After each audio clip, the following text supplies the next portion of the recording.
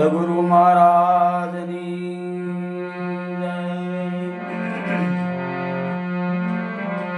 રામદેવજી મહારાજની જય. સનાતન ધર્મની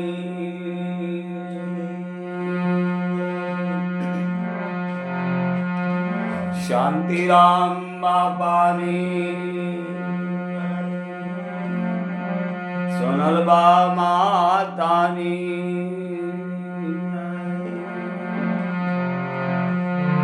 પંસાળુના પીરની,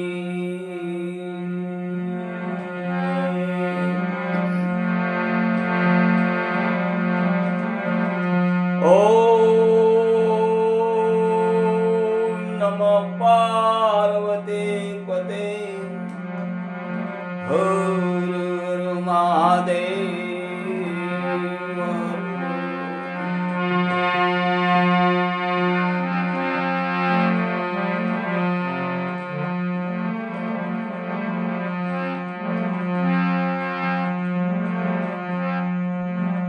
ઓમા કહું મેં અનુભવ પુના. આસુ આસુ બાપાએ શિવજી મહારાજ ભવાનીને ઉમાને કહે, ઉમા મારો સ્વ અનુભવ છે. ઉમા કહું મેં અનુભવ અપના. શિવપુરાણ. ऐ सत भजन हरि का जगत सब सपना.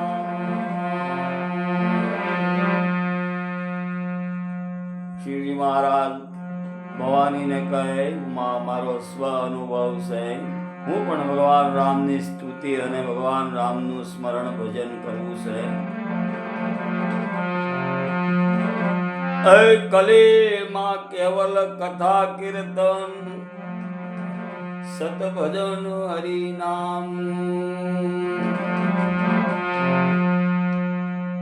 અજી ગુરુ ઈશ્વરની ઉપાસના,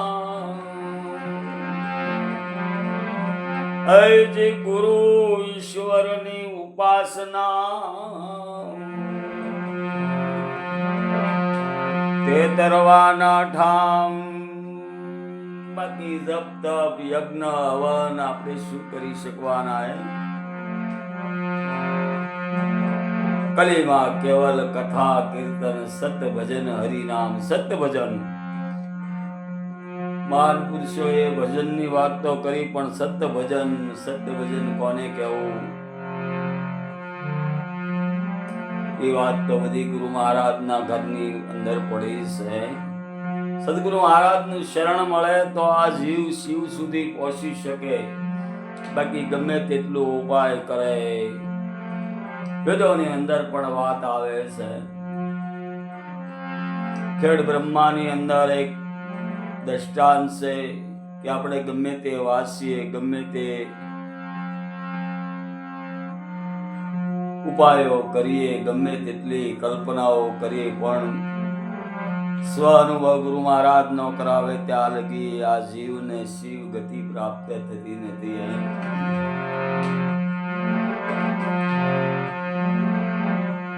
ખેડાની અંદર એક વાણિયા શેઠ રહે, પાનાસન નામના શેઠ. એમને બે દીકરાઓ, પોતે ધર્મમય બનેલા પાનાસન ને એમના ધર્મપત્ની ધુરિંદર વીરબાઈ, ગુરુ મહારાજના બાળક રામદેવજી મહારાજના પરમ ઉપાસક. આ એક દ્રષ્ટાંત, એનું સિદ્ધાંત કહેવા માંગે છે. ગમે તેટલું કદાચ સાંભળેલું હોય, વાંચેલું હોય, ગમે તેટલું આપણે એને અનુકરણ કરીએ, પણ એનું ફળ કે પ્રમાણ ન મળી શકે. એમના ગુરુ મહારાજ જ્યારે જ્યારે ત્યાં આવે ખેડાની અંદર, પાનાસન રાતના સત્સંગ ભજન રાખે, જમણવારી રાખે, બટુક ભોજન રાખે, રામદેવજી મહારાજનો પાઠ કરે છે.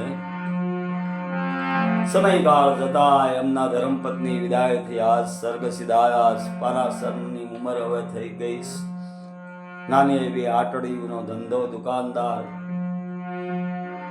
તિલકસન અને વીરસન નામના બે દીકરાઓ, બંને દીકરાઓ ગુજરાત ચલાવે છે. દુકાનનો વ્યવસાય કરીને સમયકાળ જતા એમના પિતા પાનાસનને પણ ભગવાનના તેડા આવવાની તૈયારી થઈ ગઈ. એમના ગુરુ મહારાજ કાશીની અંદર, જ્યાં અટાણે હરિશ્ચંદ્રની જે શમશાન ભૂમિ છે, ત્યાં આશ્રમ હાલની અંદર પણ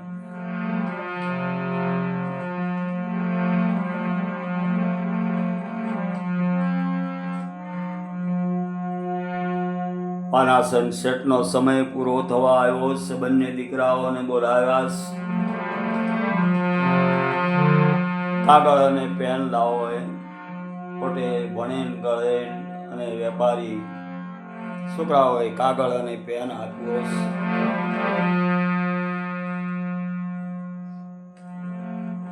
કાગળ અને પેન હાથમાં લઈ પાનાસન શેઠે લખ્યું છે, હે દીકરાઓ, મારી પણ પાસે જે કઈ મિલકત છે હું આમાં લખું છું. આપણે એક બેન છે, તેની પરિસ્થિતિ જરાક ગરીબ છે, તેને પણ આમાંથી એક ભાગ આપજો.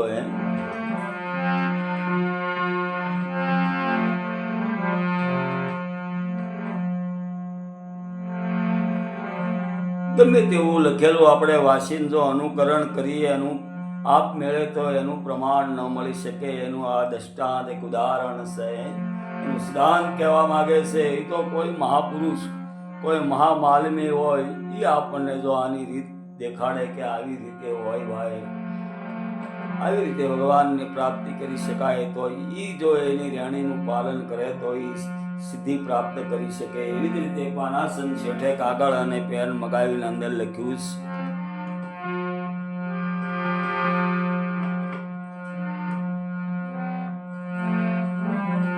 આપણા ફળીની અંદર જે શિવાલય છે, શિવાલયના ઈંડાની અંદર પૂર્ણિમાની મધરાત્રિએ મેં હજારો સોના મહોરો, રોકડ રકમ અને સોનાના દાગીનાઓ ઢાટ્યા છે.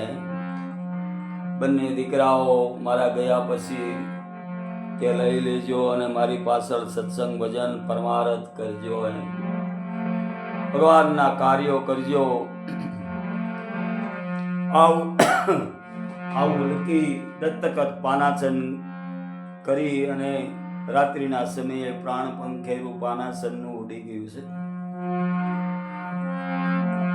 દીકરાઓ બંને શોક કરવા લાગ્યા છે. એમના બંને પત્નીઓ દીકરાઓના બાપા આપને અદૃશ્ય મૂકીને વયા ગયા, વિલાપ કરતા રહી ગયા. સવાર થયું છે, ગામમાં ખબર પડ્યા, ખેડાની અંદર બધાએ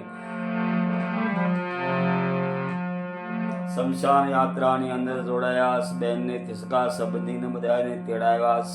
ટૂંકમાં કહીએ તો એનું બધું પંચભૂત જે દેહ હતો તે અગ્નિની અંદર વિલય થઈ ગયો. છોકરાઓ ઘરે આવ્યા છે, એમની પાછળ રસોડું ચાલુ કર્યું છે. દીકરાઓને એમ કે બાબા ઘણી મિલકત મૂકતા ગયા છે, આપણે એમની પાછળ એવો પરમારથ કરીએ કે બાપાના આત્માને શાંતિ થાય. ભજન, સત્સંગ, રોજ ઠાકર થાળી, કટુક ભોજન, હરિહર, સગા સંબંધીઓ, કુટુંબીજનોને બધાને 12 દિવસ પૂરા થયા. સારી એવી ક્રિયા કરી છે.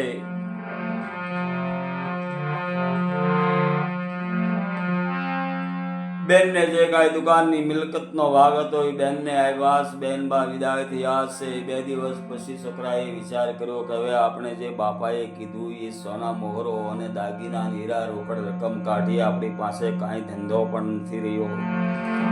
જે કંઈ હતું એ બાપાના કારજની પાછળ આપણે ખર્ચી નાખ્યું છે. ખર્ચી રાત્રિના સમયે બંને દીકરાઓ કોષ લઈ અને જ્યાં પોતાના ફળીની અંદર શિવાલય હતું, શિવાલય નિસરણી મૂકીને ચડ્યા. ઈંડું તોડવા લાગ્યા. જે શિવાલયની ઉપર ઈંડું હતું, પણ તોડતા તોડતા એમાં તો સૂનો અને વેકરો જ નીકળ્યો, બીજું કઈ નીકળ્યું નહીં. છોકરાઓ ગાંગા થઈ ગયા કે બાપા આવું શું કામ કરીને ગયા ખોટું. આપણી પાસે કાંઈ રહ્યું નથી, ધંધો કાંઈ કરી શકીએ એમ નથી. આવું શા માટે કર્યું છે? ઈંડું તોડીને હેઠે નાખ્યું, પણ અંદર વેકરો અને સુનો જ નીકળ્યા. શિખર તોડી નાખ્યું, બંને ચારે દિવાલો તોડી નાખી. છોકરાઓ ગાંગા થઈ ગયા છે, પાયાભર મંદિર થઈ ગયું. વિચાર કરવા લાગ્યા, આપણા બાપા પિતાજીએ દગો દીધો હોય, હવે આપણે શું કરશું? માથે લેણું થઈ ગયું છે. આ વાતની ખબર એમના ગુરુ મહારાજ કાશીની અંદર જ્યાં પર્ણકુટિકા બાંધી ભગવાનનું સ્મરણ ગંગાને કિનારે કરે, ત્યાં સાદોડા પડતા પડતા ગયા અને કહેવા લાગ્યા, ખેડાની અંદર જે પાનાસન શેઠતા એમના દીકરાઓએ સારું એવું કારજ કર્યું અને ધન્ય ધન્ય એના પિતાને ઉજ્જવળ કર્યા છે, પરમારથ કર્યો છે. ગુરુ મહારાજ સમજી ગયા હતા, તો મારો શિષ્ય પાનાસન મારે ધૂપ લેવા ત્યાં જવું પડે. 10-12 દિવસે પાનાસનને ત્યાં એમના ગુરુ મહારાજ પધાર્યા અને દીકરાઓને કીધું, તમારો બાપ, તમારા માતા પિતા તો ધર્મિષ્ઠ હતા, તે આત્માની ગતિ જ થઈ હોય, ભગવાનના પદને પામ્યા હોય, શરણને પામ્યા હોય, એમાં કોઈ શંકા નથી.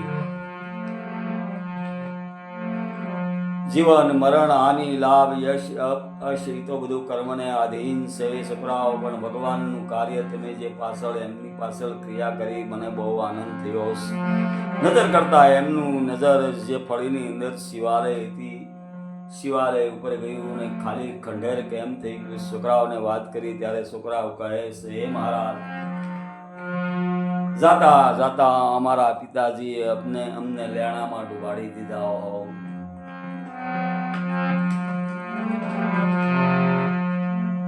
અમારા પિતાજી આવું લખતા ગયા છે કે આપણા ફળીની અંદર જે શિવાલય છે, શિવાલયના ઈંડાની અંદર પૂર્ણિમાની મધરાત્રિએ અનેક કિંમતી દાગીનાઓ અને રોકડ રકમ લાગી છે. મેં બધું પાડી જોયું, કાંઈ ન નીકળ્યું. એમના ગુરુ મહારાજ કહેવા લાગ્યા કે કાગળ મને આપો. કાગળ વાંચ્યો છે.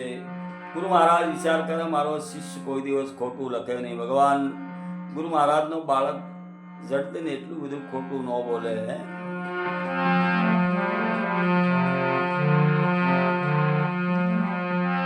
કાગળ વાંચ્યો છે, વાંચીને વિચાર કર્યો. છોકરાઓને કીધું, હે દીકરાઓ, તમે જેવું હતું એવું શિવાલય બનાવો, તમારા બાપુજી ખોટું ન બોલે. પાયા ઉભા છે, એની ઉપર દિવાલ લો, જ્યાં ઈંડું હતું ત્યાં ઈંડું ચડાવી દો. હું આવતી પૂર્ણિમાએ આવીશ.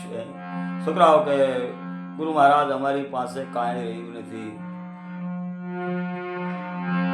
500 દોકડા સાધુએ ગુરુ મહારાજે આપ્યા. હાલો, તમારા બાપાએ મને બહુ આપ્યું છે, નીકળે તો મને આપજો. નકરે એમના પાનાસન શેઠના નામ ઉપર વાપરી નાખી છે, પણ ખોટું લખે નહીં. સમયકાળ જતા 10-12 દિવસ થયા અને પૂનમ આવી છે. પૂર્ણિમાની સાંજે આવ્યા છે. રાતના સત્સંગ ભોજન રાખ્યો. બધા પોતપોતાના સ્થાને ગયા. પછી એમના ગુરુ મહારાજે છોકરાઓને કીધું,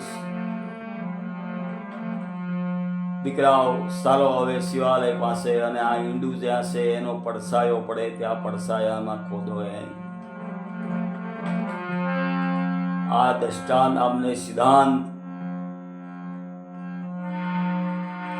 સિદ્ધાંતની યાદી અપાવે છે કે આપણે લખેલું કંઈ વાંચીને એમાં એમ ફળી સિદ્ધિ ન મળે, પણ કોઈ એવા માલમી અનુભવી મળે.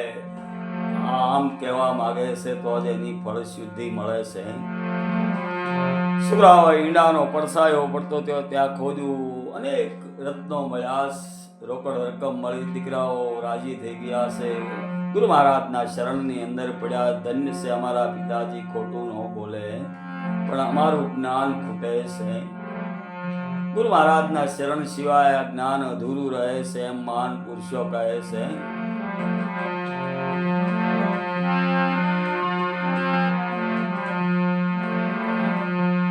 એ જે શાનમાં શાન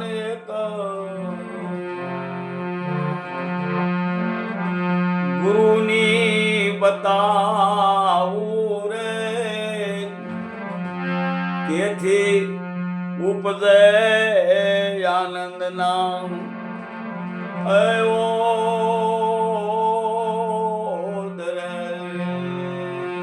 ગુરુ મહારાજ એવી શાન બતાવે, આપ મેળે કોઈ દિવસ કોઈ ચીજ પ્રાપ્ત થઈ શકતી નથી એમ મહાન પુરુષો કહે. શિવજી મહારાજ ખુદ કહે છે. ગુરુ મહારાજ બૃહસ્પતિના આશ્રમે જઈ ભવાનીને કહે, ભવાની ગુરુપદ બહુ દુર્લભ છે. મોર સો જેણે જેણે માંડો રે મેદાન મારે, પકડ્યો રે સત્ય વચન નો અદોર રે.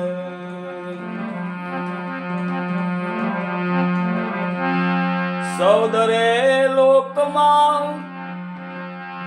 એ કોઈથી ડરે નહીં રે. ગંગા સતી માતા કહે જેને સત્ય વચનનો દોર પકડ્યો, ગુરુ મહારાજનો બાળક બન્યો, એ જેની માથે ગુરુની પુરાણ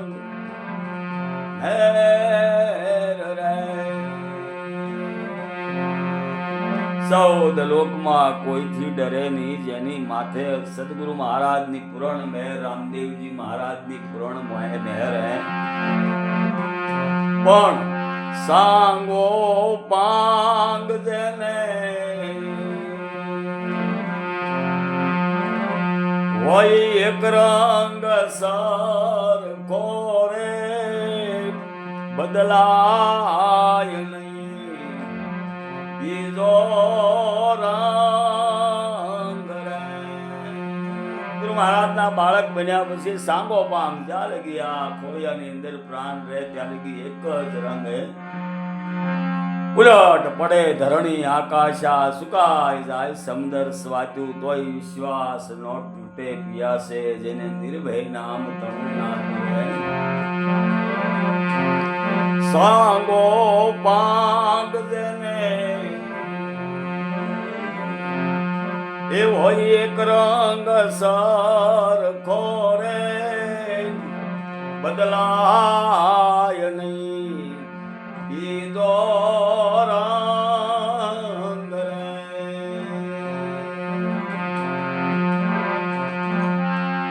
ગુરુ ના રે વસનો માં કાયમ રે નહીં.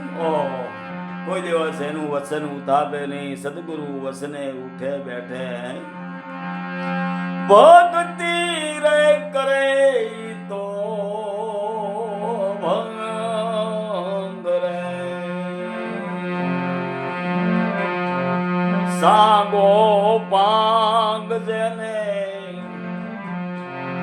હોય એક રંગ સરખો, બદલાય નહીં એ બીજો રંગ રે. આવી ગુરુના ઘરની વાતું છે ભાઈ, વાસ્યે સાંભળે, અનુકરણ કરે, એનું ફળ અને પ્રમાણ ન મળે આવી વાતું ગુરુ મહારાજના ઘરની છે બાબા. હા ગુરુ ગમ જ્ઞાન અગમ છે, એ ગુરુ કૃપા બિન ઉકેલા